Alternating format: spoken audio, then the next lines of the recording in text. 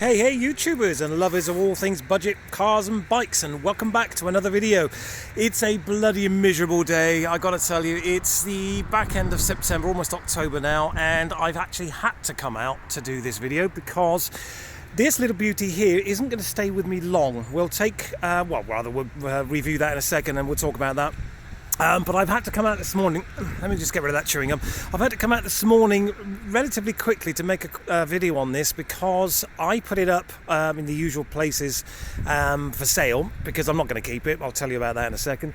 And I've had so much bloody interest in it that I think it's going to sell within days, literally. I mean, I've actually got a guy coming around in 2 hours to have a look at it, and I think he's probably going to buy it because it's so bloody unique and so delicious and so lovely.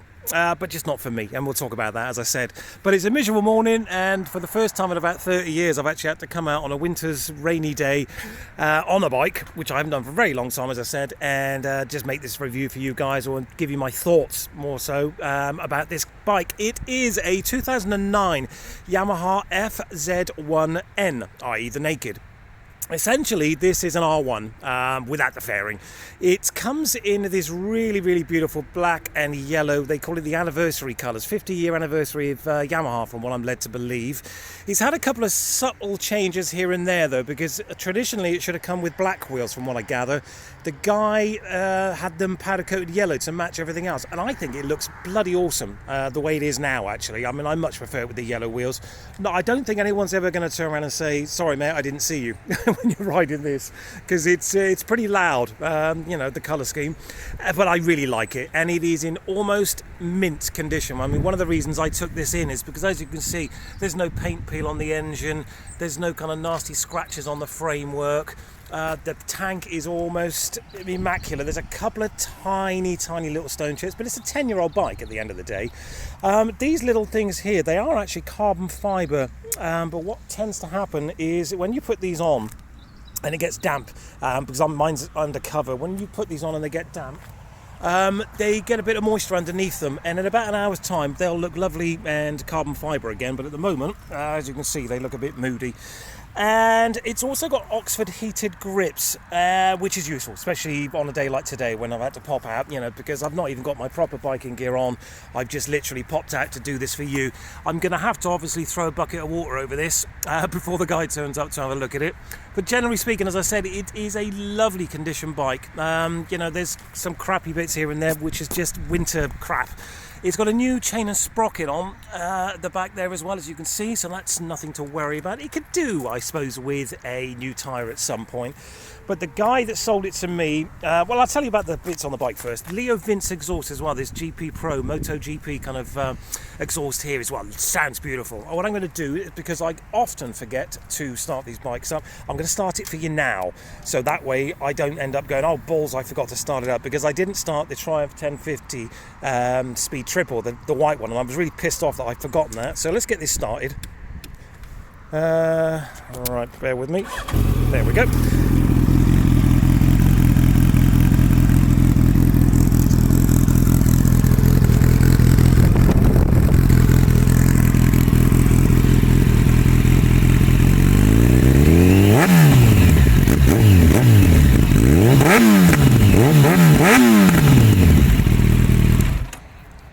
As you can see, bloody fruity. I love that overrun burble as well, those cracks, those pops, all the rest of it.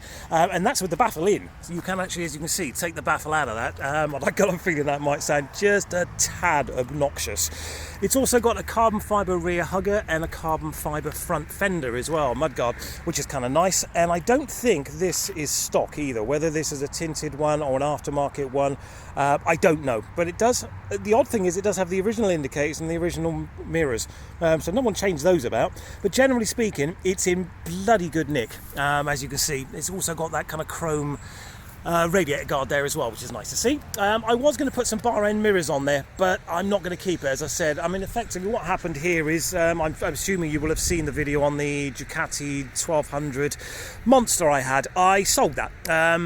I just knew it was going to start costing me money because I had to do something about that dash, and just to get those little scuff marks out of there.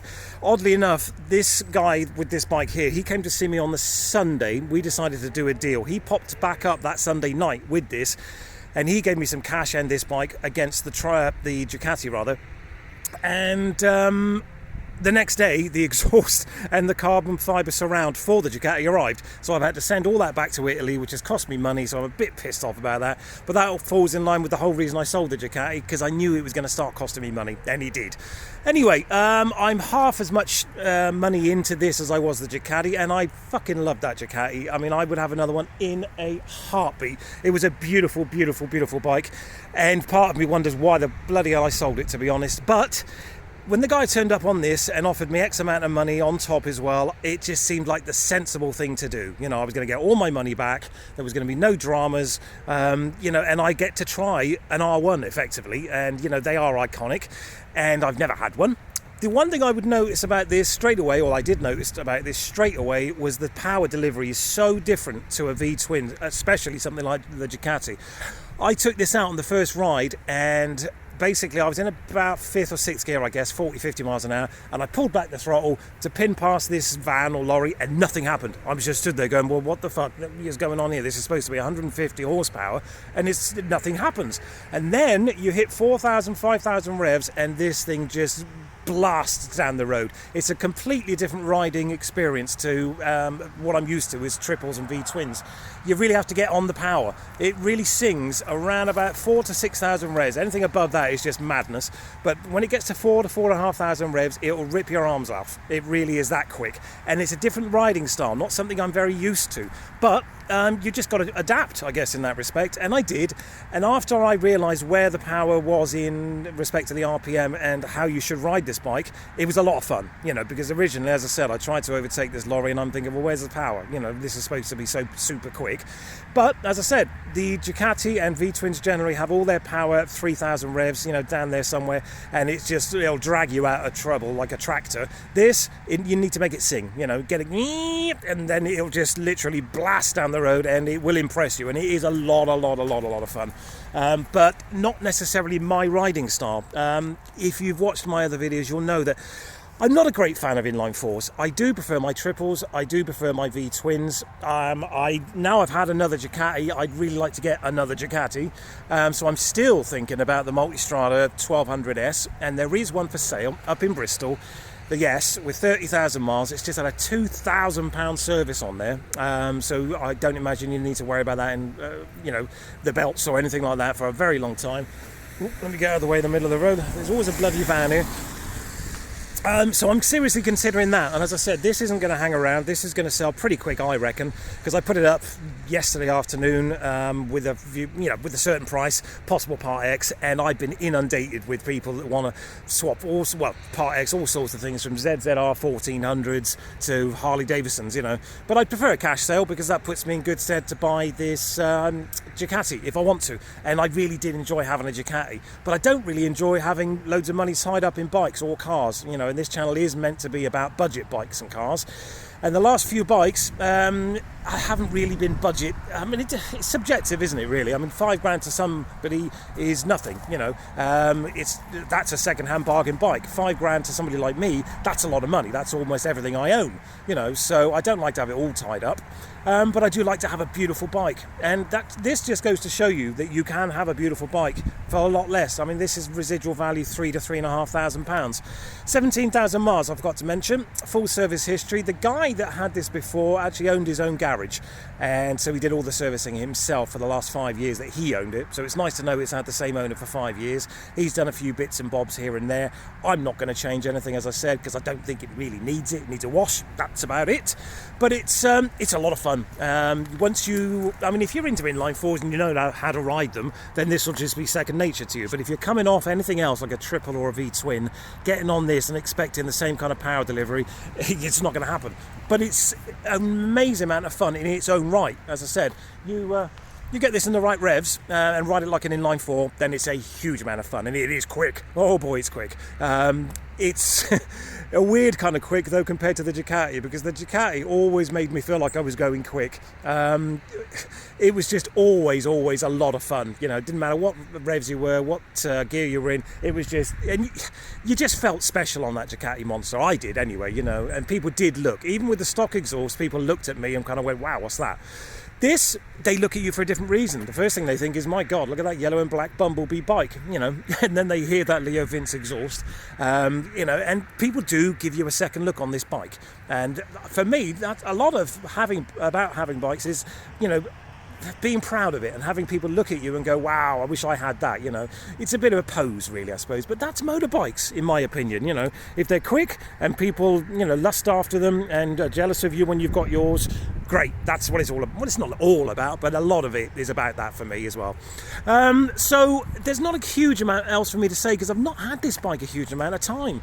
I've only ridden it half a dozen times, I'd say, and the first couple of times were a bit weird because I wasn't used to the inline four aspect of these bikes, but coming off the Ducati. But now I know how to ride it. It is crazy fun, and I really do enjoy it. It's a bit scary because I don't like revving the balls off bikes. It doesn't come as second nature to me. It's almost alien to me to be revving a bike up to 5, 6, 7,000 revs because I'm used to V-twins and triples.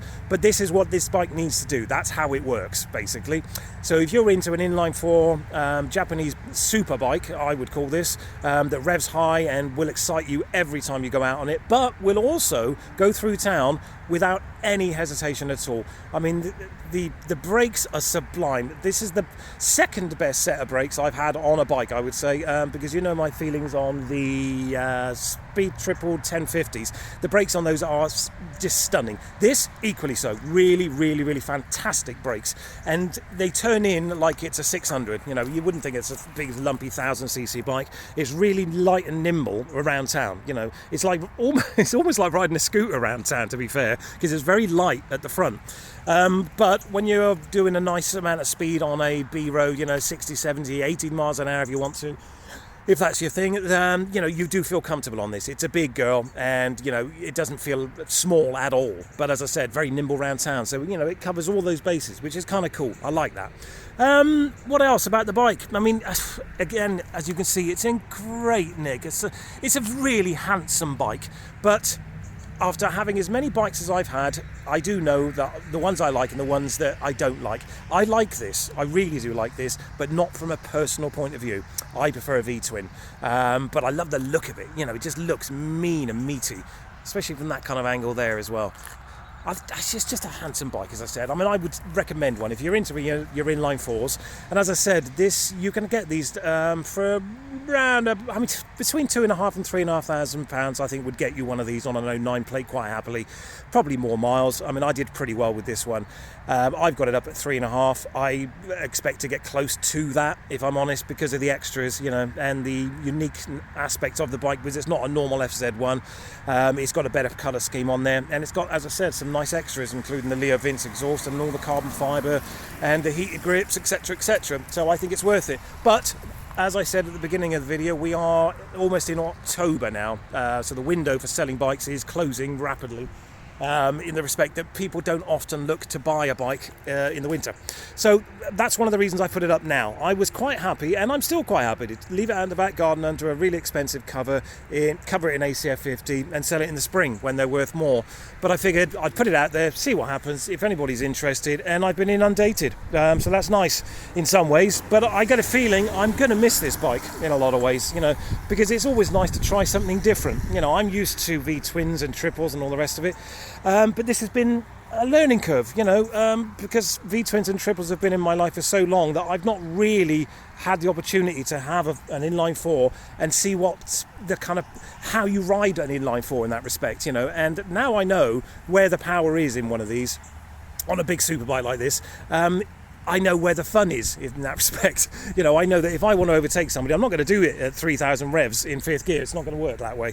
You've got to be at 5,000, 6,000 revs, and then this thing will just blast past pretty much anything. A whole heap of fun, but a different type of fun. Anyway, I hope that's been of some interest to you. As I said, I've got a guy coming around in a couple of hours, so this probably won't hang around. If he doesn't make me a decent offer, if no one makes me a decent offer, I'm more than happy to keep this, because as I said, it's bloody handsome, it's a huge amount of fun, It's on a budget, in my opinion, £2,500 to £3,500. You could put this in your back garden under a cover in the winter, open it up again in March, April when the sun comes out, and nothing terrible is going to happen. It's not like you've got a 10 grand bike out there, that's going to be rotting away. I will ACF 50 the crap out of it so it doesn't get any corrosion on it. And it'll look just as good as it should do, when I decide to take it back out again, if it doesn't sell. But I got a feeling it probably will do as well. I mean, just look at how nice this bike is. Everything about it is just really sexy. I did look for a rear seat cowl to see what the score is with that, because I assume you could probably put an R1 seat cowl on there, and that might do it for me, I guess. But it's so slimline, the rear seat there, that I don't know if you really need it. And I don't know if I would personally, unless I could get one of those cheap ones from China that are only about 30 quid, pop it on there, see what it looks like, and then if it looks like crap, nothing lost. You lost 30 quid, whack it on Gumtree, sell it off to someone else. I think there are a couple of other extras as well in hindsight that don't come with the bike as stock, because these actually say Rizoma on here, so I'm assuming that there is an aftermarket part. And this carbon effect here, I don't know if that's stock. If you do know, let me know, because I'll be quite interested in that. And that there looks like a blanking plate to me of some description. So again, I don't know about that. The guy that sold it to me, he did say that he'd done a couple of track days on this bike, which kind of put me off a little bit. But as I said, he owned his own garage, so he was servicing this well. Whether he's done some engine mods for his track days, I don't know. If you see anything on here that you think is out of the norm, just let me know, because I'd be very interested, and I'd be interested to see your views on this bike. And if you've got any questions, comments, suggestions, as I said, put it in the comment section down below. And if you haven't subscribed, then do so. I'll try to get a video out every 4 weeks or so. And I don't know if I'll do another one this year, because it's almost October, and as I said, I don't really like to have a bike outside in the winter, all winter. So if this sells, when I think it probably will sell this week, I'm going to have a nice big empty space in my back garden. But you know me, I probably will buy another bike, because they are a lot cheaper in the winter as well. That's when you find the bargain bikes in the winter, because a lot of people, they just don't want to use their bikes in the winter. So if I get a decent little runaround car and somebody wants to do a Part X deal on a bike that needs a bit of work, great, fantastic, I'll pick that up and I'll do it over the winter, like I did with the Honda VTR 1000 Firestorm. That was a perfect example. I bought that in November, sold it in March, and did it up over the winter months, Anyway, that's it for this one. I hope you enjoyed it. If you've got any questions, as I said, pop them in the comments below, and I'd love to see them. And if you haven't subscribed, then do so. And thanks for watching. Take care, guys.